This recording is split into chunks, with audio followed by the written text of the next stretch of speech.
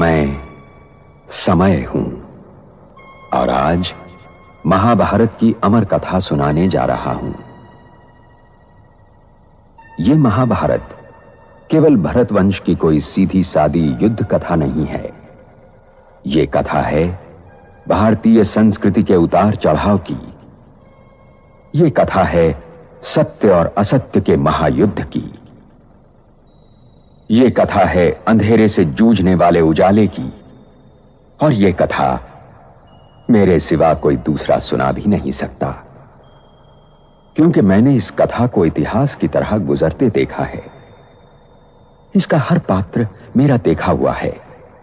इसकी हर घटना मेरे सामने घटी है। राम नाम सत्य है कैसे? ये वाक्य प्रायः देह की शव यात्रा में बोला जाता है और इसे सामान्यतः मृत्यु से जोड़कर देखा जाता है। लेकिन यदि हम इसे आत्मिक और गूढ़ आध्यात्मिक संदर्भ में देखें तो ये एक बहुत ही शक्तिशाली सत्य बन जाता है। राम का नाम ही सत्य है।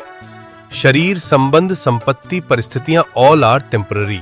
केवल राम का नाम ही शाश्वत है, वही साथ जाता है। अब देखते हैं आखिर ये राम कौन है।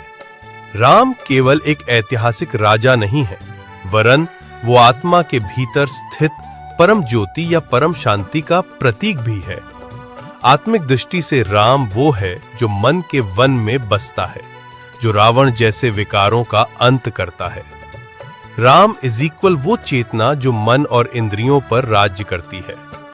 राम आत्मा की वो अवस्था जिसमें भगवान की स्मृति स्थायी हो जाती है। अब देखते हैं ये सत्य क्या है। सत्य वो है जो काल से परे, परिवर्तन से मुक्त, मृत्यु से अछूता है। शरीर मरेगा, विचार बदलेंगे, लेकिन आत्मा और परमात्मा शाश्वत है। इसलिए राम नाम सत्य है का अर्थ हुआ कि शरीर नहीं, नाम नहीं, रूप नहीं, सिर्फ परम चेतना, परम स्मृति ही सत्य है। जिसने राम अर्थात स्वयं में परमात्मा को जान लिया, उसके लिए मृत्यु शब्द ही झूठ हो जाता है, क्योंकि उसका वो शरीर कभी छूटेगा ही नहीं, बल्कि शरीर भी लाइट होकर आत्मा के पीछे हो जाएगा। गहराई में उतरे तो शरीर की मृत्यु के समय सब कुछ छूटता है, लेकिन जो आत्मा परमात्मा के नाम में लीन है, उसकी श्वास कभी अंतिम हो ही नहीं सकती।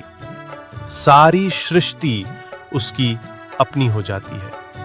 इसलिए ये पंक्ति देह की शव यात्रा में दोहराना केवल मृत व्यक्ति के लिए नहीं, बल्कि जीवितों को जगाने के लिए होता है कि अभी भी समय है अपने अंतर की लीला को मान्यता देकर आंतरिक राम को सत्य मानो और आत्मा को जागृत करो। ये वाक्य कब पूर्ण होता है?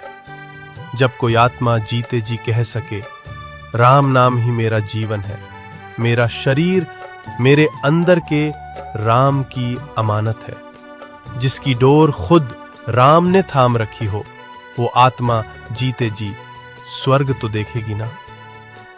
राम नाम सत्य है का अर्थ ये नहीं कि अब सब खत्म हो गया, बल्कि ये याद दिलाता है कि अब भी बहुत कुछ ऐसा है जो कभी खत्म नहीं होगा।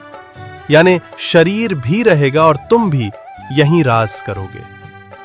अर्थात राम नाम सत्य है।